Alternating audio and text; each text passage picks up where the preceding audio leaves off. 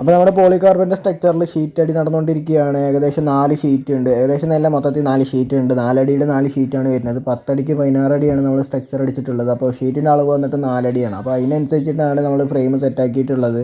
അപ്പോൾ ഷീറ്റ് അടിച്ചുകൊണ്ടിരിക്കുകയാണ്. ഇതിലിപ്പോൾ ഷീറ്റ് ഏകദേശം നമ്മൾ അടിച്ചു കഴിഞ്ഞു. ഇതിലിനി ബീഡിംഗ് ഒക്കെ സെറ്റാക്കിയിട്ട് സിലിക്കോൺ അടിക്കണം. അതിൻ്റെയും പണി ചെയ്തുകൊണ്ടിരിക്കുകയാണ്. ഇതിൻ്റെ ഒപ്പം തന്നെ അപ്പുറത്തുനിന്ന് ചെയ്ത് വരുന്നുണ്ട്.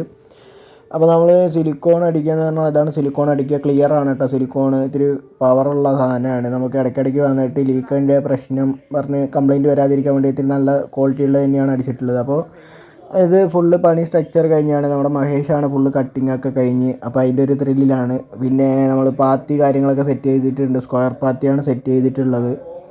അപ്പോൾ നമ്മൾ കുറച്ച് ഏകദേശം ഒരു സ്റ്റാൻഡേർഡ് സ്ലോപ്പും കർവ് മാത്രമേ കൊടുത്തിട്ടുള്ളൂ കേട്ടോ. കാരണം ഒരുപാട് താത്തി കഴിഞ്ഞ് കഴിഞ്ഞാൽ ഫ്രണ്ട് മൊത്തം ബോറാകും. അപ്പോൾ ഇതാണ് നമ്മുടെ പണി മൊത്തം കഴിഞ്ഞത്. മുകളിൽ റംഷാദ് പണിയെടുത്തുകൊണ്ടിരിക്കുകയാണ്. അവനാണ് അതിൻ്റെ മൊത്തത്തിൽ അതിൻ്റെ ബീഡിങ് കാര്യങ്ങളൊക്കെ സെറ്റ് ചെയ്ത് സിലിക്കോണൊക്കെ അടിച്ചത്.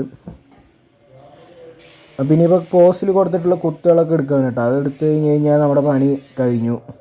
ഇതാണ് നമ്മുടെ വർക്ക് കഴിഞ്ഞത് കേട്ടോ. Structure full. അപ്പോൾ കാണുന്നവരൊക്കെ ഒന്ന് സബ്സ്ക്രൈബ് ചെയ്ത് സപ്പോർട്ട് ചെയ്യാം കേട്ടോ.